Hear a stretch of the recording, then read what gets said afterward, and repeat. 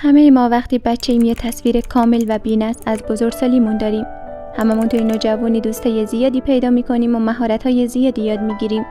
توی 18 سالگی میریم دانشگاه و رشته‌ای رو که دوست داریم رو می‌خونیم. از 23 سالگی توی حرفه‌ای که واقعاً استعداد داریم وارد بازار کار میشیم و از 25 تا 30 سالگی با آدمای جدیدی آشنا میشیم و بالاخره آدم مناسب رو پیدا می‌کنیم و ازدواج می‌کنیم. 30 تا 40 سالگی بچه‌دار میشیم و با خانواده جدیدمون چیزای هیجان انگیزی رو تجربه می‌کنیم و تا اون موقع احتمالاً یا یه ماشین یا یه خونه خیلی خوب دست و پا کردیم و بقیه عمرمون رو در آسایش و آرامش زندگی می‌کنیم. شاید جزئیات این تصورات خیلی با هم متفاوت باشه، اما چیزی که توی تصور هممون مشترکه بی‌نقص بودنشه. حالا بیایم برگردیم به بزرگسالیمون، به جایی که الان هستیم. آیا اون تصویر کامل و بی‌نقص کودکمون به واقعیت تبدیل شده؟ آیا هممون نوجوانی خوبی رو پشت سر گذاشتیم؟ یا رفتیم دانشگاه و رشته‌ای رو که می‌خواستیم رو خوندیم؟ یا شغلی که دلمون می‌خواست رو به دست آوردیم؟ یا از لحاظ مالی همون جایی هستیم که قرار بود باشیم؟ بذارید حدس بزنم. جواب بیشترتون به این سوال نه هست. زندگی بیشترمون بر اساس چیزی که می‌خواستیم و تصورش رو می‌کردیم پیش نرفت. خیلی از ما نسبت به سنمون چیزهای سختی رو پشت سر گذاشتیم و خیلیمون برای چیزی بارها تلاش کردیم ولی نتونستیم بهش برسیم و به همین خاطر مدام خودمون رو سرزنش میکنیم. ما حس میکنیم دیگران از ما موفق‌تر و خوشبخت‌ترن و ما شکست خورده‌ایم و فقط داریم وقتمون رو تلف میکنیم. ما زندگی دیگران رو یه داستان جذاب و پرهیجان میدونیم و فکر میکنیم از دیگران عقب افتادیم. اما چرا؟ منشأ این احساس عقب موندگی کجاست؟ آیا این احساس واقعیه و ما واقعاً توی زندگی از دیگران عقب موندیم؟ منشأ این احساس رو میشه در دو چیز جستجو کرد. 1. مقایسه کردن خودمون با دیگران.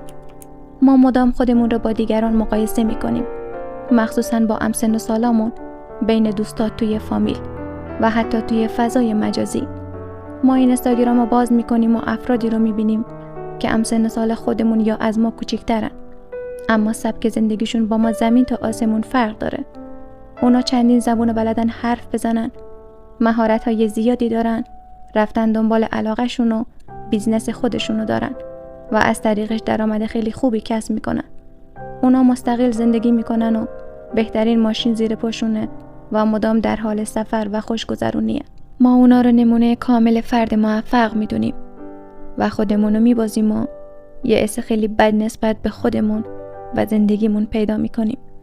اما ما هیچ وقت چند چیز رو در مورد این افراد در نظر نمیگیریم. اولیش اینه که ما فقط موفقیت و لحظات خوب اون فرد رو میبینیم و هیچ وقت نمیتونیم بفهمیم که اون فرد چقدر تلاش کرده و چه سختی هایی رو تحمل کرده و چند سال از زندگیشو صرف اون کار کرده که تونسته به اونجا برسه. دومین نکته اینه که نقطه شروع و موقعیت اجتماعی این افراد با هم متفاوته. اگه ما موقعیت و قله کوه فرض کنیم و آدما بخوان از کوبای مسیر خودشون رو شروع کنن، بعضی از آدما مسیر سخت و پرچالشی رو باید بگذرونن، از موانع زیادی باید عبور کنن. برخی توی میانه راه به یه سری میانبر میخورن و مسیر براشون راحت تر طی میشه و بعضیام از همون اول روی قله کوه به دنیا اومدن. میدونم شاید خیلی مسخره باشه، اما حقیقت داره. خیلیا از همون اول روی قله هستن و با استفاده از پول و موقعیت اجتماعی و روابطی که دارن خیلی راحت تر و با تلاش خیلی کمتری به چیزایی که میخوان میرسن و ما بدون در نظر گرفتن همه اینا از پایین قله بهشون نگاه میکنیم و حسرت زندگیشون رو میخوریم و با خودمون میگیم مگه هر دوی ما 15 20 یا 30 ساله نیستیم؟ پس چرا اونا اون بالا قرار دارن و ما این پایین؟ سومین چیزی که در نظر نمیگیریم اینه که شاید اصلا مسیر اونا و موقعیت هایی که به دست آوردن مناسب مسیر زندگی ما نباشه و راهی که اونا رفتن با راه ما کاملا متفاوت باشه و یا چیزایی که اونا توی این سن به دست آوردن رو ما شاید بعدها به دست بیاریم و شاید هم اصلا قرار چیز متفاوت تری رو طبق زمان بندی خاص زندگی خودمون به دست بیاریم.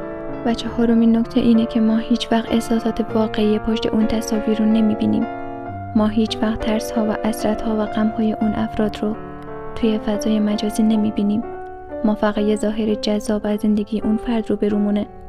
شاید اون فقط یه قسمت کوچیکی از زندگی اون فرد رو نشون بده، اصلا شاید اونم پیش خودش فکر کنه که به اندازه کافی موفق نیست و از بقیه عقب مونده و با نشون دادن یه ظاهر جذاب و موفق از خودش میخواد چیزی که درونش میگذره رو مخفی کنه. بعضیا میگن شبکه‌های اجتماعی پر از دروغه، اما من میگم شبکه‌های اجتماعی پر از پنهان کاریه. دومین چیزی که باعث میشه ما احساس کنیم از دیگران عقب افتادیم فشارهای جامعه است. جامعه همیشه به افرادی به خصوص به قشر جوانتر فشار زیادی وارد میکنه. همه از ما توقع دارن طبق یه سری قوانینی که خودشون تعیین کردن و با زمان بندی مورد تایید دیگران زندگی کنیم. به موقعش درس بخونیم، به موقعش کار کنیم، به موقعش ازدواج کنیم و به موقعش بچه دار بشیم. توی یه سنی باید کلی مهارت مختلف یاد گرفته باشیم و مسیر زندگیمون رو پیدا کرده باشیم و همیشه باید بدونیم قدم بعدیمون چی باشه. اما اینا غیر ممکنه. اینا توقعات زیادیه و برای همه کار نمیکنه. اینا برای هر کسی متفاوته و هر کسی خودش تصمیم میگیره که چی برای زندگیش خوبه و زمان بندی هر فردی نسبت به دیگری فرق میکنه. با این وجود اگر هنوزم احساس میکنی از دیگران عقب موندی و بقیه از تو جلوترن، باید بگم که این احساس یه چیز عادیه و گاهی به سراغ هممون میاد. اما هر وقت این احساس به سراغت اومد، اینو به خودت یادآوری کن که تو هیچ وقت پشت پرده داستان زندگی دیگران رو نمیدونی. پس دست از مقایسه کردن خودت با اونا بردار، چون داستان تو با داستان دیگران متفاوته و تو زمان بندی زندگی خودت رو داری و گاهی اوقات اوج داستان اولشه و گاهی وسط شروع به اوج گرفتن میکنه و گاهی هم آخرشه که خوب تموم میشه. حتی گاهی هم قرار نیست یه داستان اوج بگیره، ولی یه جذابیت همیشگی و نرمال داره که میتونه تو رو تا آخرش میخکوب کنه.